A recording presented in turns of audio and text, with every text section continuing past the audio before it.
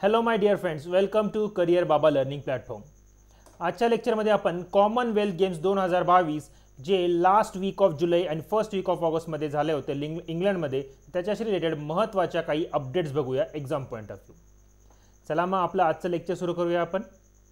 माझं नाव अंकुश राठोड आहे आणि अशाच प्रकारच्या बँकिंगशी रिलेटेड महत्त्वाचे न्यूज आणि अपडेट्ससाठी तुम्ही आमच्या चॅनलला करियर बाबा या चॅनलला सबस्क्राईब करा आणि टेलिग्राम चॅनलला सुद्धा तुम्ही जॉईन करून घ्या. चला आपलं लेक्चर सुरू करूया आपलं. तर कॉमनवेल्थ गेमची सुरुवात कुठून झाली आपण इथून सुरू करूया बघा. कॉमनवेल्थ गेमची सुरुवात कुठून झाली तिथून सुरू करूया. तर या गेम्सला फ्रेंडली गेमसुद्धा म्हणतात. बरेच जे कंट्रीज ह्याच्यामध्ये भाग घेतात तर एकमेकांशी त्यांचं फ्रेंडली रिलेशन मेंटेन ठेवण्याचा ते प्रयत्न करतात. आणि हा जो गेम आहे कॉमनवेल्थ गेम ते 4 वर्षांनी एकदा होते. 4 वर्षांनी एकदा होतं. त्याच्यामुळे त्याला काय म्हणताय, क्वाड्रिनियल गेम्स म्हणतात बघा. त्याला काय म्हणतात, क्वाड्रिनियल्स गेम्स म्हणतात. क्वाड्रिनियल्स म्हणजे 4 वर्षांनी एकदा होतो. ठीक आहे. त्याची सुरुवात कुठून झाली? याची सुरुवात म्हणजे 1881 मध्ये एक आयडिया म्हणजे इंट्रोड्यूस केला गेली ॲस्ले कूपरनी.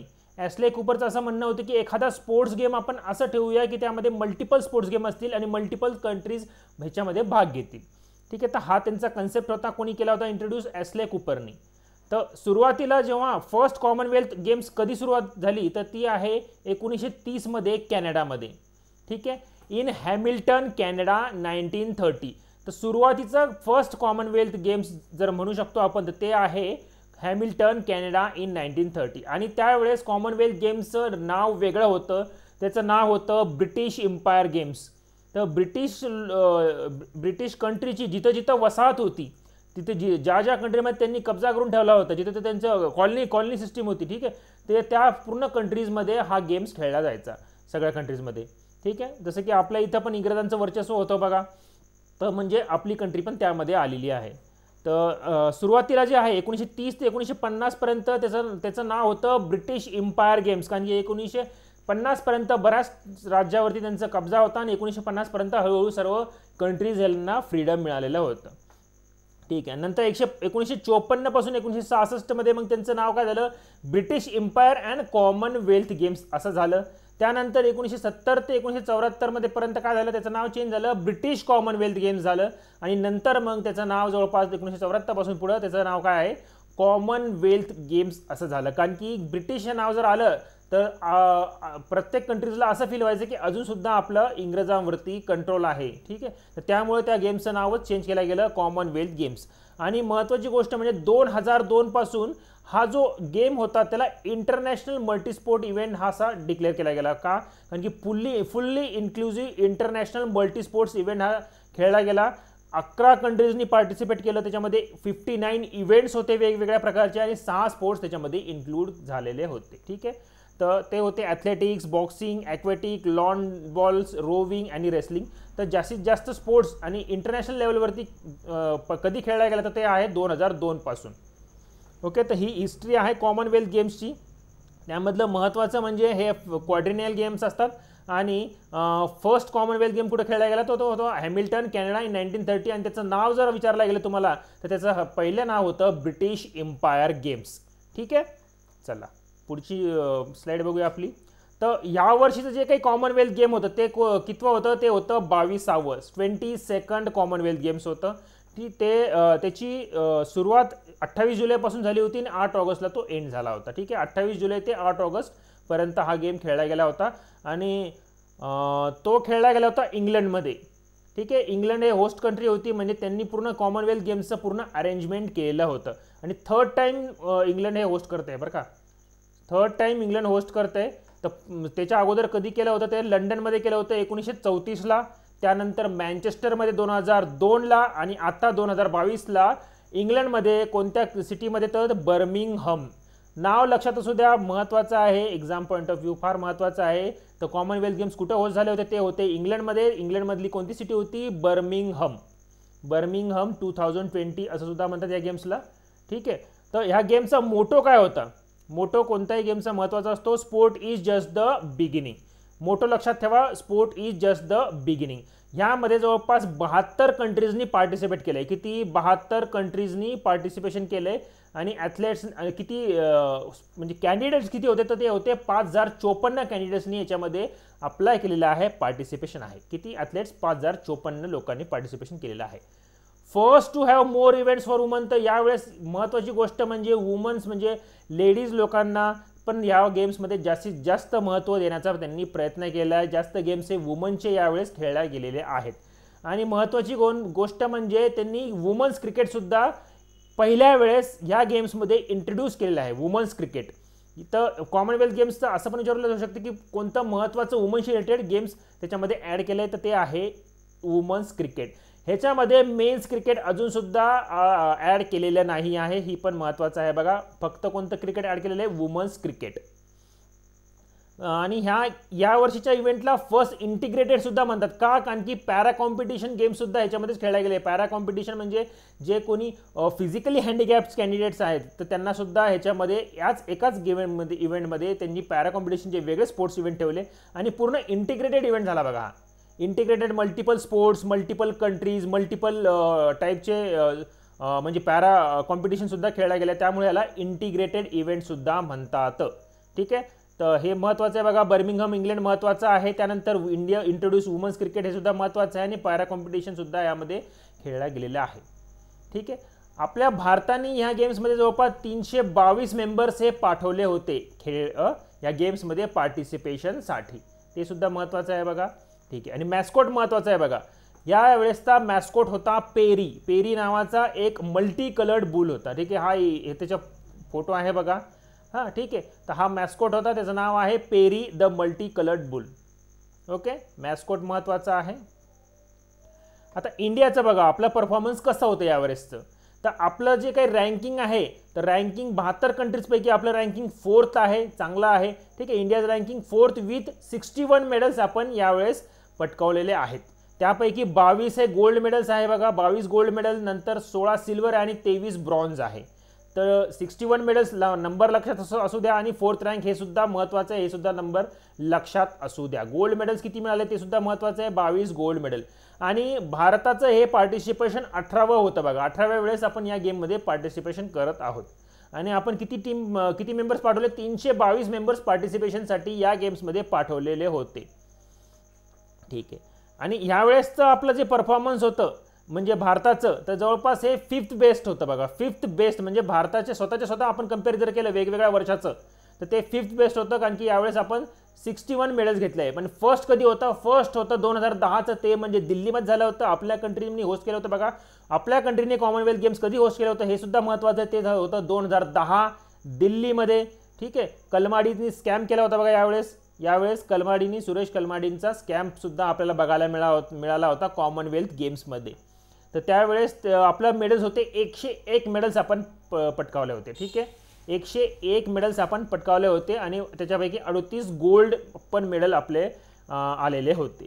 ठीक आहे, तर यावेळेस तर आपलं 5th परफॉर्मन्स आहे, 61 मेडल्स आहे. ठीक आहे, इंडियामध्ये असल्यामुळे काय बेनिफिट होतं आपल्याला? बरेच पार्टिसिपंट हे इझिली पार्टिसिपेट करू शकत होते. दुसऱ्या कंट्रीजमध्ये असल्यावरती काय प्रॉब्लेम होतो? प्रत्येक स्पोर्ट्सला पाठवणं हे शक्य राहत नाही. प्रत्येक स्पोर्ट्समॅनला पाठवणं पण हे शक्य राहत नाही. कॉस्ट असल्यामुळे, बऱ्याच लोकांचे काही फॅमिली प्रॉब्लेम असल्यामुळे ते या मोठ्या इव्हेंट्समध्ये भाग घेऊ शकत नाही. ठीक आहे, चलो ठीक आहे.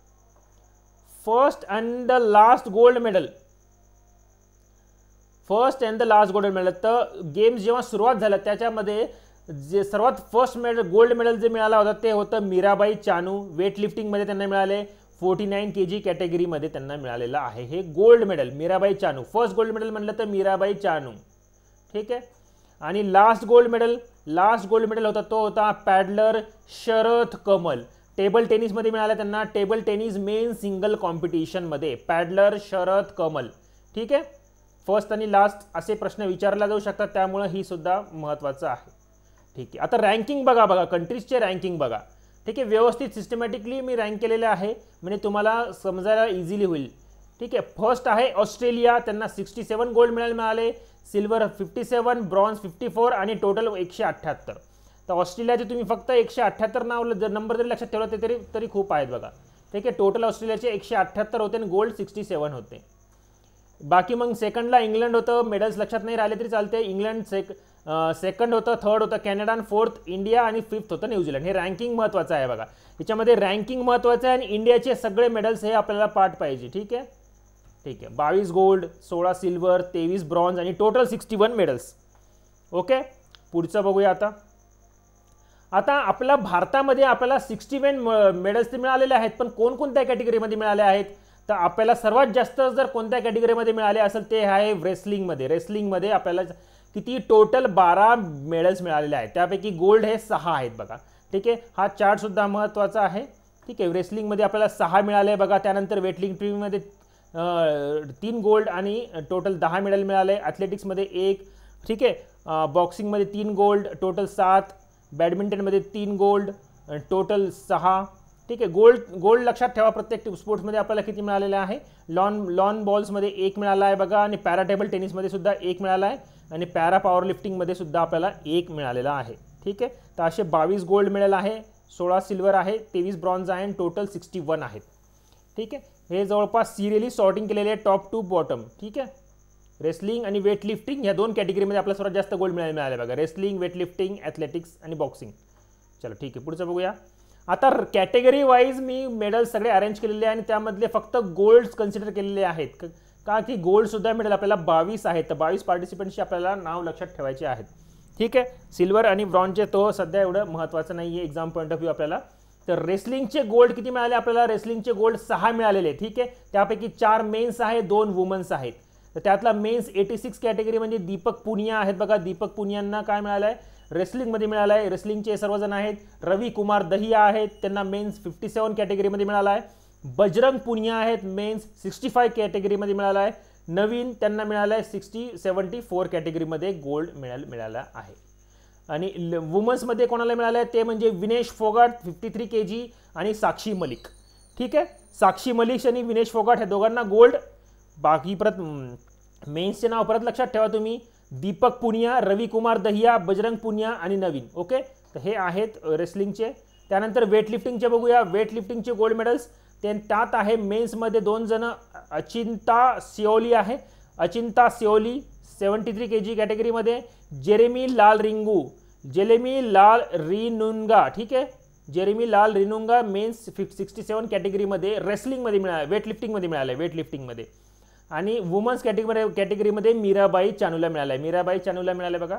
ठीक आहे, मीराबाई चानूला फर्स्ट गेम सुरू झाल्यापासून फर्स्ट गोल्ड मेडलसुद्धा मिळालं, हे सुद्धा महत्त्वाचं आहे. Weightlifting gold.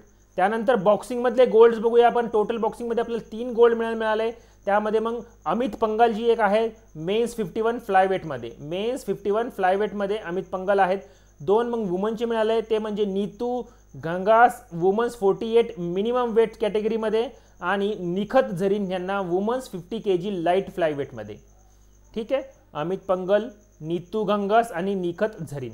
पुढचं बघूया. बॅडमिंटनमध्ये आपल्याला 3 गोल्ड मेडल मिळाले आहे बघा. बॅडमिंटनमध्ये 3 गोल्ड मेडल, त्यांच्या नाव आहेत बघा, सत्विक सैराज रणकिरण रेड्डी. ठीक आहे, रणकी रेड्डी आणि चिराग शेट्टी मेन्स डबल कॅटेगरीमध्ये त्यांना मिळालं आहे. ठीक आहे, बॅडमिंटनमध्ये. मेन्स सिंगलमध्ये मिळालं आहे लक्ष्य सेन आणि वुमन सिंगलमध्ये PV सिंधू. हे तर सर्वांना माहिती असेल. ठीक आहे, वुमन सिंगलमध्ये PV सिंधू. टेबल टेनिसमध्ये आपल्याला 3 गोल्ड मिळाले. त्यामध्ये मेन सिंगलमध्ये शरद कमलला लास्ट गोल्ड सुद्धा आपण म्हणतोय बघा, लास्ट गोल्ड मेडल ते आहेत शरद कमल. मेन्स टीममध्ये इंडियन मेन्स टीमला, ठीक आहे, टीममध्ये सुद्धा आपल्याला मिळालेलं आहे बघा. टेबल टेनिस टीम वाईज जर खेळायला गेला तर त्याच्यामध्ये आपल्याला इंडियन मेन्स टीमला सुद्धा टेबल टेनिसमध्ये गोल्ड मेडल मिळाला आहे. मिक्स्ड डबल्समध्ये शरद कमल आणि श्रीजा अकुला यांना गोल्ड मेडल मिळाला आहे. शरद कमल आणि श्रीजा अकुला. ॲथलेटिक्समधला पण आपला इव्हेंट महत्त्वाचा आहे बघा. आपल्याला ॲथलेटिक्समध्ये 1 गोल्ड मिळाला आहे, ते म्हणजे इल्ड होसे पौल मेन्स ट्रिपल जम्पमध्ये. हा मेडल महत्त्वाचा आहे कारण की आपल्याला first ever gold medal in men's triple jump. Men's triple जम्पमधला आपला आत्तापर्यंतचा हिस्ट्रीमधला पहिला गोल्ड मेडल आहे बघा. मेन्स ट्रिपल जम्प कॉमनवेल्थ गेम्समधला पहिला गोल्ड मेडल आहे, त्यामुळे हे नाव महत्त्वाचं जास्त आहे, एल्ड होजे पॉल. आणि पूर्ण ॲथलेटिक कॅटेगरीमध्ये आपल्याला एकच गोल्ड मेडल मिळालेलं आहे with the best effort of 17.03 metre एवढी उंची त्यांनी जंप घेतलेली होती. पॅरा पॉवर लिफ्टिंगमध्ये बघूया. पॅरा पॉवर लिफ्टिंग म्हणजे मेन्स विथ फिजिकल डिसेबिलिटीज असतात त्यांचा हा इव्हेंट असतो, ठीक आहे. त्यांच्यामध्ये त्यांना मेन्स हेवी वेटमध्ये सुधीर यांना गोल्ड मेडल मिळालेलं आहे, ठीक आहे, सुधीर. आणि पॅरा टेबल टेनिसमध्ये कोणाला मिळालं तर आहे भावना पटेल, ते वुमन सिंगल क्लासेसमध्ये, ठीक आहे, त्यांना हा पॅरा टेबल टेनिसमध्ये गोल्ड मेडल मिळालेला आहे, पॅरा टेबल टेनिसमध्ये. लॉन बॉल्समध्ये आपल्याला 1 गोल्ड मिळाला आणि 1 सिल्वर. गोल्ड म्हणजे वुमन्स टीमला मिळालं आहे बघा, वुमन्स फोर्समध्ये लॉन बॉल्सला इंडियन वुमन्स टीमला गोल्ड मेडल मिळालेला आहे लॉन बॉल्समध्ये. मेन्स 4मध्ये सिल्वर मिळालं आहे मेन्सला, मेन्सच्या टीमला इंडियन मेन्स टीम लॉन बॉल्सला सिल्वर मेडल मिळालेला आहे, ठीक आहे. आता टीम वाईज म्हणजे क्रिकेट पण खेळला गेला होता बघा, तर क्रिकेटमध्ये आपल्याला यावेळेस सिल्वर मिळालं आहे बघा, गोल्ड मिळालं आहे ऑस्ट्रेलियाला. वुमन्स क्रिकेट टीमला वुमन्स T20 होती, ती women's cricket team women's T20 होती, तर त्यामध्ये गोल्ड कोणाला मिळाला आहे ऑस्ट्रेलियाला आणि सिल्वर इंडियाला मिळालेला आहे. त्यामध्ये ब्रॉन्झ मेडल आपलं न्यूझीलंडला मिळालं आहे बघा, ब्रॉन्झ न्यूझीलंडला मिळालेला आहे. आणि हॉकी मेन्स हॉकी टीमला सिल्वर मेडल मिळालेला आहे बघा. हॉकी टीममध्ये आपल्या जी टीम होती बघा, ही टीम आहे आपली, तर त्याला आपण सिल्वर मेडल मिळालेला आहे. आणि वुमन्स हॉकी टीमला ब्रॉन्झ मेडल मिळालेलं आहे बघा यावेळेस, ठीक आहे. हॉकी टीममध्ये वुमन्स हॉकी टीमला ब्रॉन्झ मेडल मिळालेलं आहे. आता अजून एक महत्त्वाची त्यामधले 1-2 जणांना एक न्यूज महत्त्वाची आहे, ती म्हणजे एक स्विमर आहे, ऑस्ट्रेलियाची स्विमर, त्यांनी जवळपास 6 गोल्ड मेडल, 1 सिल्वर आणि 1 ब्रॉन्झ म्हणजे असे टोटल 8 मेडल्स त्यांनी मिळवले आहे बघा. किती? 8 मेडल्स त्यांनी मिळवलेले आहे. तर ते महत्त्वाचे, सर्वात जास्त मेडल मिळवले आहे बघा यांनी. त्यांचं नाव आहे ऑस्ट्रेलियन स्विमर इमा मॅक्युअन. इमा मॅक्युअन महत्त्वाचं आहे आपल्या एक्झाम पॉईंट ऑफ व्ह्यूसाठी, कारण की यांनी 8 मेडल्स मिळवले आहे एकाच पर्सननी. त्यांनी स्विमिंग कॅटेगरीमध्ये त्यांनी मेडल मिळवलेले आहेत, ठीक आहे. तर जवळपास या कॉमनवेल्थ गेम्समध्ये किती 72 कंट्रीजनी पार्टिसिपेट केलं होतं, पण फक्त 16च कंट्रीजनी काय केलं आहे, 8 मेडल्स, ॲटलिस्ट 8 मेडल्सच्या वरती मिळवलेले बघा. 8 नाही तर 8 और मोर मेडल्स मिळवलेले किती कंट्रीज आहेत, तर फक्त 16 कंट्रीज आहेत. आणि बाकीच्या 56 कंट्रीजनी 8पेक्षा कमी मेडल मिळवलेले, 7 किंवा 7पेक्षा कमी. तर त्यामुळे यांचं नाव महत्त्वाचं आहे बघा. यांचं म्हणणं काय आहे की यांनी 56 कंट्रीजपेक्षा पण जास्त मेडल मिळवले बघा, 56 कंट्रीजपेक्षा पण. तर नाव महत्त्वाचं आहे ऑस्ट्रेलियन स्विमर इमा मॅक्युअन. ही पण न्यूज महत्त्वाची आहे. त्यामध्ये आपल्या यावेळेसच्या कॉमनवेल्थ गेम्समधला यंगेस्ट प्लेअर जो होता, तर त्याचं नाव आहे Anahat Singh, 14 years old, Indian Anahat Singh आहेत. तर ही सुद्धा महत्त्वाची आहे. त्यांनी स्पोर्ट्स स्क्वॉशमध्ये त्यांनी पार्टिसिपेट केलेला होता. स्क्वॉश कसा असतो, बॅडमिंटन असतो, पण अपोनेंट्स हे साईड बाय साईड असतात. हे आणि समोर कशी असते, समोर एक वॉल असते, ठीक आहे. तुम्हाला इथे जर दिसत असेल बघा, 2 अपोनेंट्स असतात, इकडे समोरासमोर नसतात, साईड बाय साईड असतात. स्क्वॉश गेममध्ये यंगेस्ट प्लेअर जर जे असेल तो होता अनाहत सिंग, 14 इयर्स ओल्ड. ओके. तर कॉमनवेल्थ गेमच्या आपण व्यवस्थितरित्या डिटेल महत्त्वाच्या सर्व न्यूज बघितलेल्या आहेत, ठीक आहे मित्रांनो. आता आपण भेटूया आपल्या पुढच्या लेक्चर सिरीजमध्ये. तोपर्यंत धन्यवाद, थँक्यू व्हेरी मच, जय हिंद.